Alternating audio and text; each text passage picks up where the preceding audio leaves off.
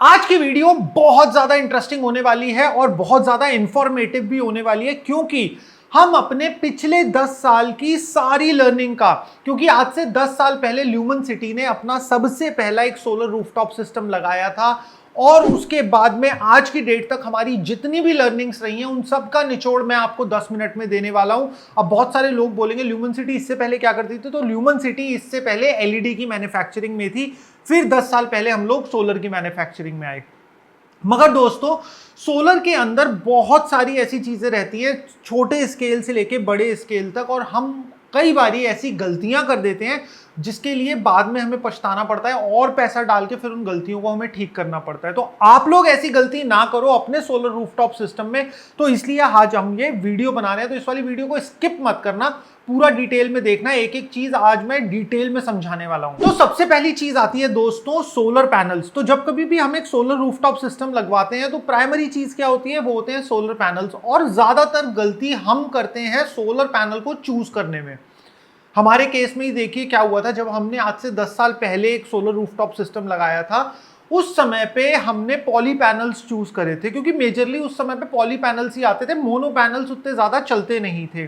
But हमारा जो सोचने का तरीका था वो ये था कि क्या हो गया, एफिशिएंसी थोड़ी सी कम है बट हम पॉली ही लगाएंगे, मोनो की एफिशिएंसी थोड़ी सी ज्यादा है तो मोनो में इतने ज्यादा पैसे क्यों डालने।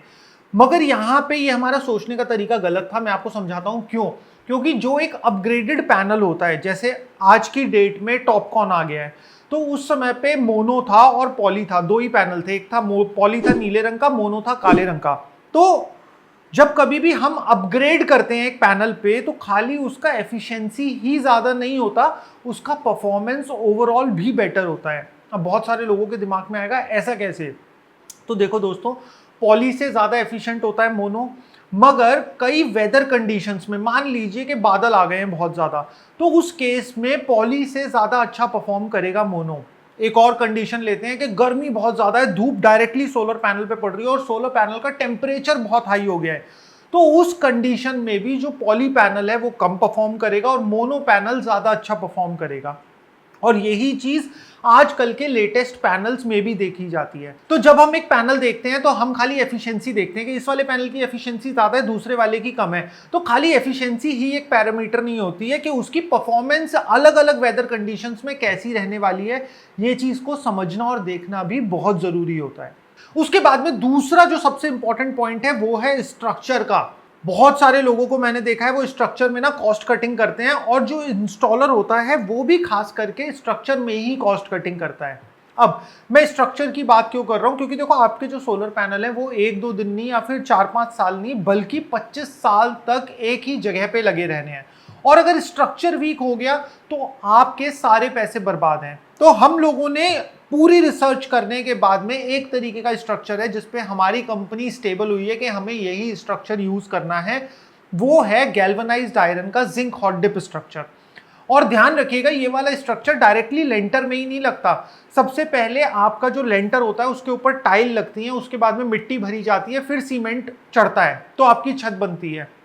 तो हमारी कंपनी जो स्ट्रक्चर लगाती है वो खोदती है छत को, आपकी पहले मिट्टी निकालती है, टाइलें निकालती है, फिर जो असली लेंटर आता है उसमें फास्टनर की मदद से स्ट्रक्चर माउंट होता है, और फिर उसके बाद में वो जो पिलर हम सोलर के लिए लगाते हैं उसकी एक फाउंडेशन बनती है चारों तरफ से कंक्रीट की, जिससे कि स्ट्रक्चर 25 साल तक चलता रहे। और एक और चीज ध्यान रखने वाली है कि वेल्डिंग कभी भी स्ट्रक्चर में मत करो, क्योंकि जहां से वेल्डिंग होगी वहां से स्ट्रक्चर रस्ट पकड़ेगा, और वेल्डिंग का एक फ्रैक्चर पॉइंट भी होता है, तो कभी हवा चलेगी स्ट्रक्चर हिलेगा तो वेल्डिंग में फ्रैक्चर भी आ जाता है। तो हमेशा हम जो स्ट्रक्चर लगाते हैं वो नट और बोल्ट्स का ही लगाते हैं। इसके बाद में आता है हमारा तीसरा और सबसे इंपॉर्टेंट पॉइंट, वो है सेफ्टी। सेफ्टी किस तरीके से मैं कह रहा हूं, वायर्स की फॉर्म में कभी भी सस्ती वायर्स यूज नहीं करना, चीप वायर्स यूज नहीं करना, डीसी साइड में डीसी वायर्स यूज करना, और उसके साथ में लाइटनिंग अरेस्टर का लगाना बहुत जरूरी होता है। और केवल यही नहीं, सेफ्टी के मामले में SPD, surge protection device, MCB भी लगाई जाती है। और ल्यूमन सिटी में हम खास करके फिनिक्स कॉन्टैक्ट एक कंपनी है जो कि बहुत अच्छी कंपनी है एसपीडी के मामले में, हम उसी की एसपीडी यूज करते हैं। तो यहाँ पे ये जो हमारी सेफ्टी की चीजें हैं जिनसे कि हमारा पूरा का पूरा रूफटॉप सोलर सिस्टम सेफ रहेगा, यहाँ पे कॉस्ट कटिंग कभी भी मत करना, हमेशा अच्छी क्वालिटी का ही माल लगाना। अब इसके बाद में बात करते हैं अपने चौथे पॉइंट की, वो है सोलर पैनल से इन्वर्टर का डिस्टेंस। तो हमेशा यहाँ पे क्या होता है कि हमारे पास काफी सारी रिक्वेस्ट आती है कि मेरे गैरेज में जगह खाली है, आप यहाँ पे इन्वर्टर लगा दो, रूफ पे मत लगाओ। तो देखो ये भी चीज ध्यान रखने वाली है कि जहां पे सोलर पैनल है, आपका इन्वर्टर सोलर पैनल से जितना पास हो उतना ज्यादा अच्छा है। क्यों मैं ये कह रहा हूं? क्योंकि देखो दोस्तों, जो सोलर पैनल से हाई वोल्टेज में डीसी करंट निकलता है वो उतना ज्यादा सेफ नहीं रहता कि वो आप अपने पूरे घर से उसे घुमा घुमा के इन्वर्टर तक लाओ। तो वो जितना जल्दी इन्वर्टर तक पहुंच जाएगा, वो डीसी करंट एसी में कन्वर्ट कर देगा इन्वर्टर आपका, उतना आपका सोलर सिस्टम अच्छा परफॉर्म करेगा और उतना ही ज्यादा सेफ ये आपके लिए भी रहेगा। तो कोशिश करो सोलर पैनल के पास से पास में इन्वर्टर लगा हो। और इसके बाद में हमारा पांचवा और सबसे इंपॉर्टेंट पॉइंट है कि टेक्नोलॉजिकल अपग्रेड के लिए आपका सिस्टम रेडी हो। पहले समय पे स्ट्रिंग इन्वर्टर्स आते थे जो कि अभी भी आते हैं और काफी ज्यादा उनकी परफॉर्मेंस इंप्रूव्ड है। तो स्ट्रिंग इन्वर्टर में पैनल्स की एक स्ट्रिंग क्रिएट होती है और वो सीधी की सीधी इन्वर्टर में जाती है। बट अब लेटेस्ट टेक के अंदर माइक्रो इन्वर्टर्स भी आ गए हैं जो कि हर एक पैनल के पीछे लग जाते हैं और उसके अंदर आप फ्यूचर एक्सपेंशन भी इजीली कर सकते हो। स्ट्रिंग इन्वर्टर में आप नई स्ट्रिंग नहीं क्रिएट कर सकते अगर आपकी स्ट्रिंग बढ़ गई है, और अगर आप एक नया सोलर पैनल ऐड करना चाहते हो तो आप वो नहीं कर सकते, आपको पूरी स्ट्रिंग ही ऐड करनी होगी। बट ये केस हमारे माइक्रो इन्वर्टर्स में नहीं देखने को मिलता। माइक्रो इन्वर्टर्स में आप एक सिंगल पैनल भी अगर अपग्रेड करना चाह रहे हो तो आप वो भी कर सकते हो। अब दोस्तों वीडियो का फाइनल पॉइंट होता है मिनिमम जनरेशन गारंटी। ये गारंटी बहुत सारे इंस्टॉलर्स देते हैं और काफी सारे मेजर नंबर में नहीं देते।